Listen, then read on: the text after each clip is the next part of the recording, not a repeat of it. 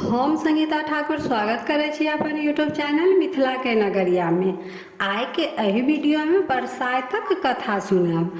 कथा सुनने से पहले चैनल के सब्सक्राइब जरूर कर लेब। एहि चैनल पर मिथिलांचल से जुड़ल हर पाबनि तिहार के जानकारी, धार्मिक कथा आ पूजा पाठ से जुड़ल उपाय भेटत। तो चलू आप कथा सुनू। प्राचीन काल में एक गांव में एकटा ब्राह्मण निवास करे छलथि। हुनकर पत्नी सब दिन भानस करऽ काल में मार पसा कऽ चूल्ही लग एकटा बीहर रहे ओहि में धऽ देथिन। ओहि बीहर में एकटा नाग नागिन निवास करै छलथि। हुनका लोकनि के जे अंडा बच्चा होइ छल, गरम मार पड़लासँ सब नष्ट भऽ जाइ छलनि। तऽ एक दिन नाग नागिन अपना में विचार केलनि जे जहिना ई ब्राह्मणी हमरा लोकनि के निसंतान केने छथि, तहिना हमहूँ हुनका कऽ देबनि। सएह सोचि दुनू गोटे नाग नागिन गाम से बाहर रस्ता कात में एकटा बड़क गाछ रहे, तकर धोधरि में निवास करऽ लगला। ब्राह्मण के 7टा बेटा रहनि। जखन ब्राह्मण के सबसँ पैघ बेटा विवाह योग भेलनि तऽ बेटा के खूब धूमधाम से विवाह केलथि। जखन ओ भाड़ दौड़क संग सासुर से विदा भऽ अबैत रहथिन तऽ जेठक विकराल रौद से झमा कऽ ओहि बड़क गाछ तर विश्राम करऽ लगला, जाहि में नाग नागिन निवास करै छल। किछ समय गाछक शीतल हवा लगलासँ ब्राह्मण के बेटा अलसा गेलथि। नागिन सब देख रहल छल। ओ ब्राह्मण के बेटा के आबि कऽ डैस लेलखिन। हुनकर मृत्यु भऽ गेलनि। ब्राह्मण आ ब्राह्मणी दुनू गोटे कानि खींच कऽ रहि गेलथि। फेर किछु दिन बाद दोसर बेटा के विवाह केलथि। हुनको संग वएह भेलनि। विवाह के बाद नाग नागिन डैस लेलखिन। हुनको मृत्यु भऽ गेलनि। अहिना कऽ कऽ ब्राह्मण के 6 पुत्र के विवाह भेलनि आ विवाह के बाद नाग डैस लै छलखिन। 6 बालक के मृत्यु भऽ गेलनि।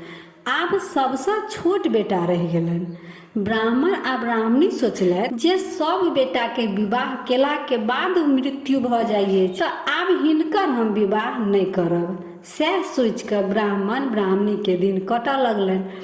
समय अपन गति से आगू बढ़ैत गेल।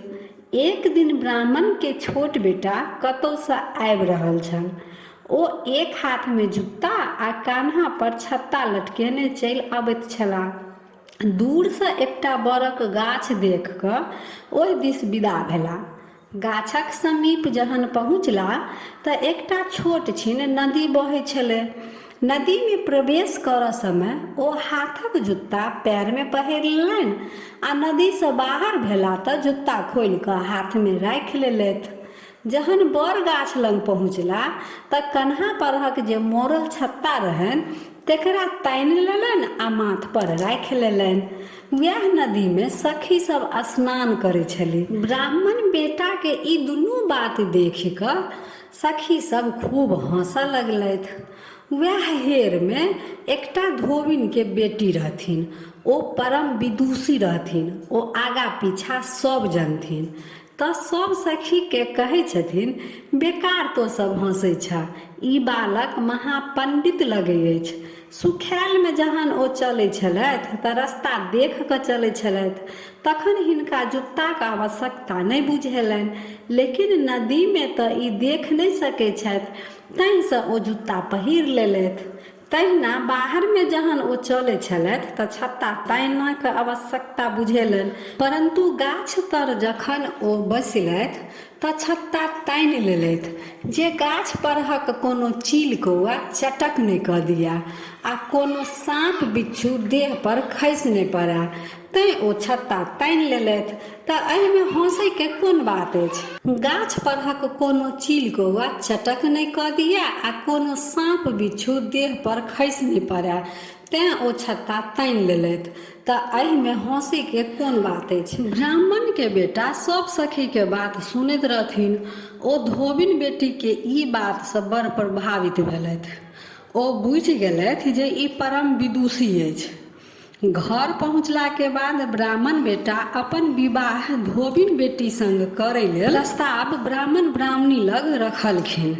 पहिले तऽ ब्राह्मण नहीं मानैत रहथिन, परंतु पुत्रक जिद के आगू विवश भऽ गेलथि। धोबिन बेटी के संग विवाह लेल मानि गेलखिन। नीक दिन देख कऽ ब्राह्मण बेटा के विवाह धोबिन बेटी संग भऽ गेलनि। जखन विवाह के बाद धोबिन बेटी के विदागरी करेने घूमैत अबै छलखिन तऽ ओहि दिन जेठक अमावस्या रहै। ओहि गामक स्त्रीगण ओहि गाछ तर आबि जल ढारै छलीह, जेहि गाछ तर ब्राह्मणक 6 बालक प्राण ओ नाग नागिन नेने रहनि। धोबिनक बेटी सेहो जहन ओहि गाछक समीप आयल तऽ सोचलक जे एहिठामसँ पूजा केनही जाय।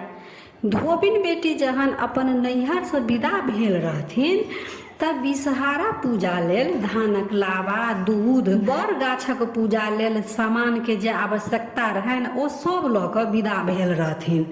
ओ तऽ आगा पीछा सब जानैत रहथिन। ओहो जहन ओहि गाछ लग पूजा लेल बैसल कि नाग ब्राह्मण बेटा के डाँसऽ लेल पहुँच गेल। धोबिनक बेटी, जिनकर नाम सोमा रहनि, ओ नाग के देखते मुट्ठी सँ पकड़ि ढाकन तर झाँपि देलक आ ढाकन के जांघ तर में दाबि लेलनि। ई देख नागिन दौड़ कऽ एली, सोमा लग आबि कऽ कहै छथिन जे हमर बर दिअ। ताहि पर सोमा कहलखिन हमर मर दिअ। नागिन नहि मानलखिन तऽ सोमा धोबिन कहलखिन ठीक अछि, नहि देब तऽ जाउ, हमहूँ नाग के नहि छोड़ब।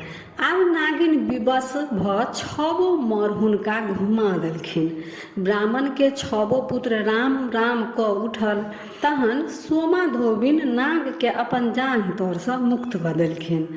तहन नाग नागिन अपन स्थान पर गेल आ ब्राह्मण के 100 पुत्र सेहो अपन घर पहुँचल। धोबिनक बेटी अपन चतुरता सँ 6 दियादनीक सोहाग घुमा आनलखिन आ ब्राह्मण के उजरल घर बसौलक। सब केओ आनंद मग्न भऽ जीवन बितबऽ लगलै। तऽ यह रहा बरसाइतक कथा।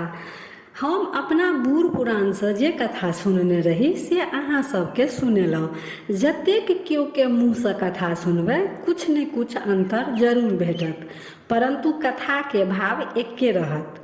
बस कथा कहै में कुछ अंतर रहै अछि। तऽ आशा करै छी कि कथा नीक लागल हैत। आ कथा नीक लागल तऽ लाइक शेयर सब्सक्राइब कऽ कऽ मिथिला भाषाके सपोर्ट जरूर करब। तऽ फेर उपस्थित होइ छी एकटा नया वीडियो के संग। ताबे तक जय मिथिला, जय मैथिली।